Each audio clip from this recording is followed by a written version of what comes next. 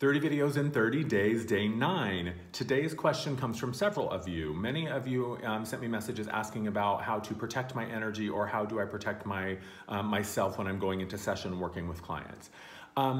Very early on in my experience, when I was having my awakening, I was really afraid of all of these energies that I was working with because I had no frame of reference for them, and I hadn't really learned how to navigate this non-physical realm, and I wasn't really clear on what felt safe or what felt true or what felt unsafe or perhaps a little bit shady in terms of energy. The way that I look at it is, I've talked about this before, is that the mind is only an archive. So the mind only has access to things that have happened to us up until this point. So whenever we move outside of the known zone, whenever we cross the threshold of our comfortable, familiar experience, which every time we are going through an awakening experience, that's what it is, right? Suddenly I'm aware, suddenly I'm awake, suddenly I'm connecting with energies and frequencies that I haven't experienced before. And so oftentimes the mind is going to try to shut it down and go into fear mode because it thinks it's protecting us. So in the beginning, I was working a lot with protection. I would call in the archangels. I was working with tourmaline, with black onyx, with hematite a lot, because these are stones that have a more protective frequency and a protective nature. When I would go to bed and I would feel the sense of energy in the room and I didn't know what to do with it and it made me contract and pull back, I would imagine a bubble of light around my body, and then another bubble around the bed, and then another bubble around the apartment, and another bubble around the building. I mean, it was like layers on layers on layers on layers. So in the beginning, I felt like this protection was sort of training wheels. It was something that allowed me to feel safe within an environment energetically so that I could fully open up to receive and learn how to run my energy. Now I don't necessarily think of it in terms of protecting. I think of it in terms of managing my energy or running my energy. What I know to be true for myself is that I am a sovereign being and nothing can come to me and interfere or mess around with my frequency without my permission.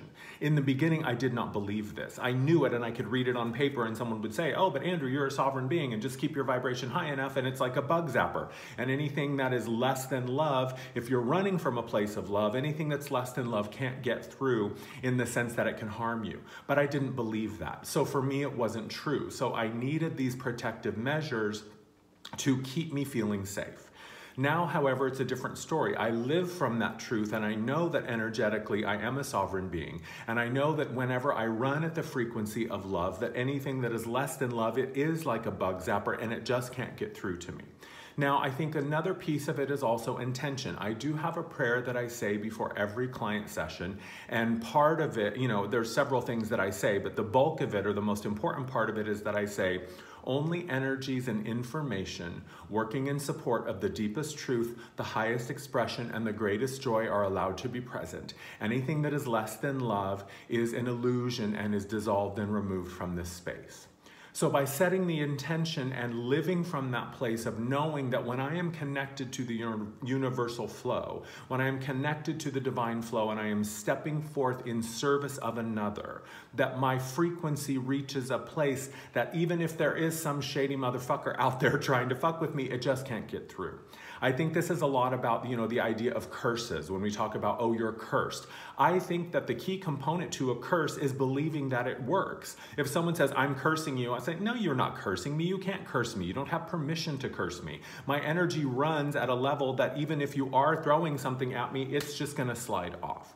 So there are a million ways out there that you can go about running your energy or managing your energy to keep it at a level that you don't have to worry about this kind of stuff.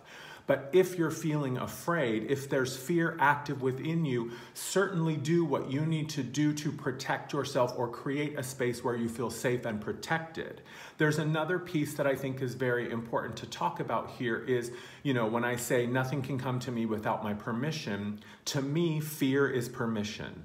So if I'm talking about, oh, I need to protect my energy, it's because there's something within me that is running a fear program. And so what that does is that sort of puts my vibration at the level where something to be afraid of can reach me, if that makes sense.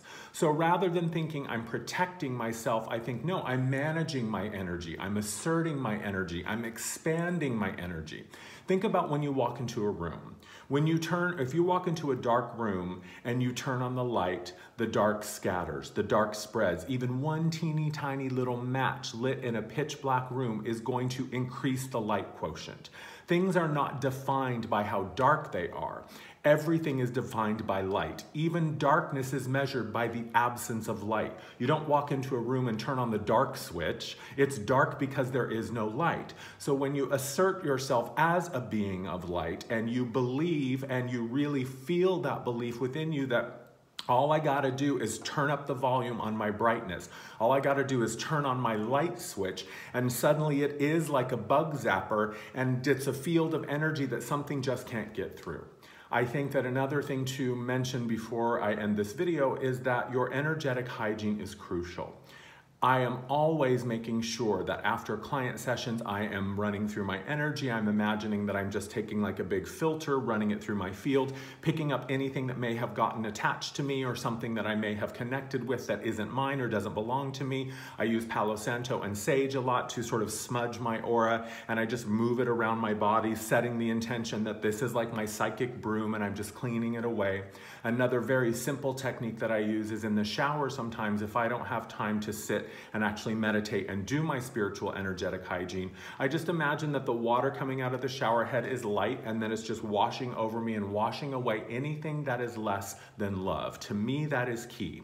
Anything that is less than love is not allowed to stick around, and so it is. And I think that when we really rest in the truth of how powerful we are, and we believe that, and we carry that belief with us, it becomes like a Teflon, a Teflon coating on our energy. Things just slide off. So when you're feeling challenged or you're feeling fearful or you're feeling threatened energetically, certainly if you feel like you need to affect some sort of energy bubble or expand your field so that it creates a bubble around you, certainly do that. But don't forget that one of the biggest, most effective ways that I have found is that when I feel cornered energetically or when I feel like there's something funky in the room, I close my eyes, I take a deep breath, and I rise up and allow the fullness of all that I am to join me and just expand that field, and it just pushes any of that darkness away, just like a match in a dark room.